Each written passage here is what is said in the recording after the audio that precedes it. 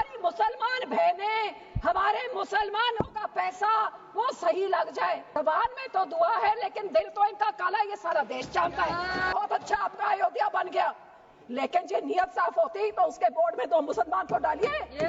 2 मुसलमान डालते, मुसलमानों के जमीनों के ऊपर कब्जा करने का, उनके पैसों का कब्जा करने का। आपकी ये काली बुलडोजर वाली राजनीति, डिवाइड एंड रूल। आप मुसलमानों को इन बिचारों भी शिया सुन्नी आका खाना उसमें डिवाइड कर रहे हैं। सर, सुबह से मैं इस बात में मैं बहुत कंफ्यूज चल रही हूँ, सोचने की कोशिश कर रही हूँ कि जिस पॉलिटिकल पार्टी का पिछले 3 पार्लियामेंट जो 14, 15, 16 लोकसभा से मैं देख रही हूं कि इनका वहां से लेकर यहां तक एक भी मुस्लिम मेंबर नहीं है।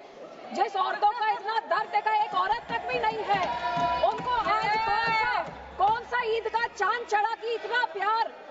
एक माइनॉरिटी जो एक किरण रिजिजू साहब, एक फॉर्मर लॉ मिनिस्टर, एक माइनॉरिटी कम्युनिटी को बिलोंग करते हैं, आज वो खड़े होके उनको मुसलमान कहां से याद आ गए।